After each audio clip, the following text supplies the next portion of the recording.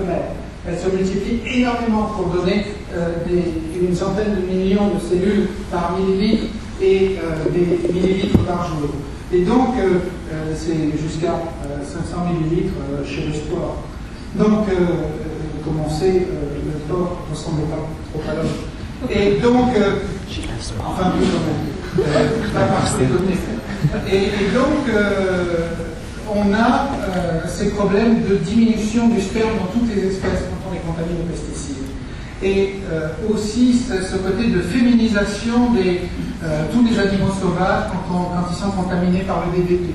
La contamination par le DDT atteint le bébé humain, les bébés sont exposés très tôt, mais on n'a pas d'études épidémiologiques pour savoir si l'augmentation des malformations, voire des comportements sexuels, pourrait être due à cela, comme c'est dû chez tous les animaux sauvages, chez les animaux de ferme et les animaux de laboratoire. 1970, à Channel Islands, dans le côte sud de la Californie, les goélands avec 4-5 œufs par nid au lieu de 3. Les femelles nichent ensemble. Qu'est-ce qui se passe? C'est pas qu'elles ont voulu être libres, c'est que les oiseaux de la colonie étaient contaminés par le DDT. Et il régresse le nombre de mâles des comportements sexuels anormaux. Aujourd'hui, le DDT atteint tous les humains, et ça, depuis, je me trompe de bouton, et ça depuis longtemps, depuis les années 2000, on le sait aujourd'hui, et pas seulement le DDT, les hydrocarbures, et toutes les formes de vie, on a pu les rechercher sur la planète. Donc c'est un pesticide, les bébés sont exposés très tôt, il y a une augmentation des malformations chez les bébés. Mon collègue, le professeur Charles Sultan, je vais vous le dire tout à l'heure, de l'Université de Montpellier, trouve une multiplication par 10 des anomalies congénitales des parties génitales des bébés. Et donc, on se pose la question. Je vous ai parlé du lac Apopka, et dans les années 90, voilà que Niels Québec découvre qu'il y a cette baisse de la réduction du sperme, des anomalies aussi au niveau des triplements des cancers des testicules, et une augmentation de la clitorpidie, c'est-à-dire des bouches qui restent rentrées dans l'abdomen, et qu'il compile les études. Le nombre de spermatozoïdes humains chute de 50% en 50 ans, donc on n'est pas une espèce à part. Ces problèmes de reproduction se sont passés chez les autres espèces, et il faut toujours, quand on se pose un problème épidémiologique, le mettre en perspective de ce qui se passe dans la nature ailleurs dans les autres espèces. On ne peut pas sortir l'espèce humaine de son contexte biologique. Regardez la quantité de PCB qu'il y a dans l'espèce humaine, la quantité de pesticides, de DDT, de retardateurs de flamme, de phtalates, de plastifiants. Donc les pesticides, les OGM ne sont pas les seuls produits à être répandus dans l'environnement et à se retrouver dans le corps humain. Baisse du sperme en 50 ans, augmentation des malformations, notamment chez les bébés, augmentation des cancers, des témoins de ce qui peut être relié à l'environnement et de ce qui peut se passer aussi dans la vie sauvage. Regardez les effets, par exemple, sur le cancer. Ça touche presque toujours les épithélias, c'est-à-dire les tissus qui sont en contact avec l'environnement, excepté les glandes qui, en fait, sont des réserves, des réservoirs, ou qui sont des réservoirs graisseux comme le cerveau, excepté les glandes qui sont ou les organes qui sont des organes de détoxification comme le foie et les reins, qui sont les premières cibles en cas d'intoxication chimique. Les premières cibles de ces produits, c'est leur rôle. Ils ont des enzymes, des aides pour détoxifier le corps. Et on va voir qu'on peut travailler là-dessus pour détoxifier le corps. Alors je vais vous montrer quelques-uns de nos travaux.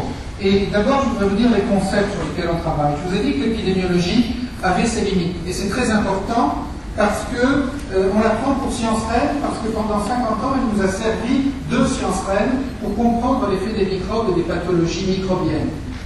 Alors, il y a de grandes différences dans les pathologies humaines entre les pathologies qu'on est en train de décrire et les pathologies microbiennes.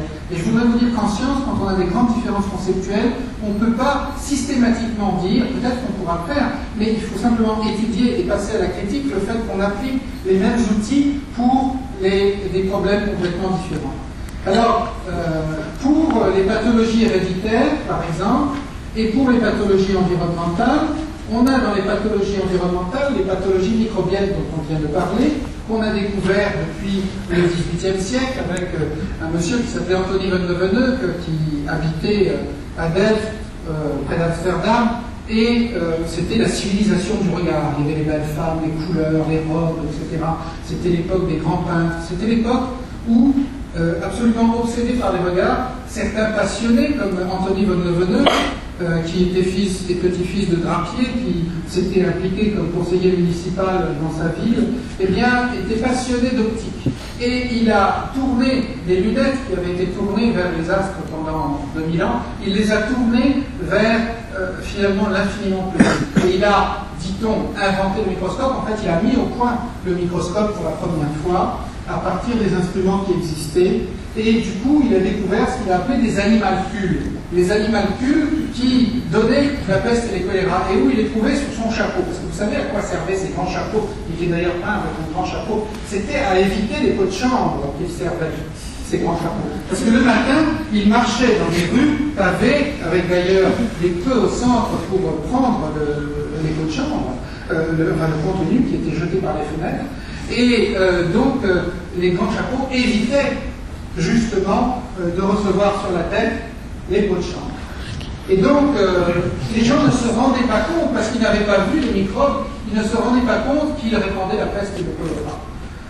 Et donc, il y avait ces maladies qui se répandaient, et les premières épidémies qui naissaient de la concentration et du manque d'hygiène, ces villes à l'époque étaient extrêmement denses. Aujourd'hui, on fait pareil, on répand nos déchets chimiques dans l'environnement sans faire attention, ou à peine on commence à se dire il faudrait recycler, il faudrait faire attention, mais ça fait combien de temps? Très peu de temps. Et on a pendant longtemps fait exactement comme les pathologies microbiennes, c'est-à-dire qu'on a répandu les agents dans l'environnement sans faire attention, mais on ne les voyait pas, tandis que les microbes, on les a vus et on les a gérés, mais il a fallu 200 ans pour comprendre. Et il a fallu arriver à Pasteur pour comprendre qu'il fallait stériliser, l'hygiène, le préfet Eugène René Poubelle qui a dit écoutez, il faut mettre les poubelles en place, etc. Tout ça a mis 200 ans à se mettre en place pour qu'on mette des règles d'hygiène en place et qu'on comprenne, parce qu'on les avait vus, que les agents pouvaient donner des pathologies et qu'on avait fait de l'épidémiologie. Donc, il faut voir les agents et il faut pouvoir les mesurer. Quand on ne peut pas ni les voir ni les mesurer, ça fait très peu de temps pour nous, on voit et qu'on mesure les pesticides dans le corps humain, par exemple, eh bien, il y a toujours un doute. Donc il y a des pathologies non microbiennes et des relations entre les deux. Parce que si vous avez un système immunitaire déficient parce que certains produits vous ont empoisonné, ben évidemment vous pouvez attraper n'importe quelle cochonnerie, en particulier à l'hôpital, par exemple une bactérie résistante à des antibiotiques, et mourir de cela, et on ne dira pas que vous êtes mort d'une pathologie non microbienne, mais d'une pathologie microbienne. Alors, la différence entre les deux, c'est que on va rentrer dans une médecine nouvelle au XXIe siècle. On va rentrer dans une médecine qui tient compte de l'hygiène chimique et de l'hygiène génétique, et pas seulement de l'hygiène microbienne. Et pourquoi il y a une différence? Parce que l'hygiène microbienne sont des agents automultiplicatifs, donc ils se multiplient vite. Donc on peut les mesurer rapidement. Tandis que les pathologies non microbiennes, c'est des agents qui s'accumulent lentement, éventuellement, et qui sont beaucoup plus récents, qui datent des 50 dernières années. Donc leurs effets se feront sentir à beaucoup plus long terme, puisque les autres se multipliant vite, leurs effets se feront sentir en moyenne à beaucoup plus court terme. Dans les 15 jours, quand on prend une bactérie, on a une infection si on est malade. Donc effet à plus court terme, effet à plus long terme, forcément, puisqu'ils ne se multiplient pas, mais s'accumulent lentement. Spécificité d'organes. Vous savez, on a la bactérie ou le virus qui va nous donner des problèmes ORL, de la sphère ORL, du poumon, de la gorge. Ceux qui vont nous donner les problèmes intestinaux, ceux qui vont nous donner les problèmes de peau, ceux qui vont nous donner les problèmes rénaux. Donc les bactéries, elles adorent, elles ont des petits cils, elles adorent se fixer sur certains organes de façon ou d'autre. Bien sûr, après, si ça se dissémine, ça va donner une septicémie, ça va être partout, mais d'abord, ça se fixe quelque part au précis, dépendant de la voie d'intoxication et de ce que la bactérie aime. Tandis que eux,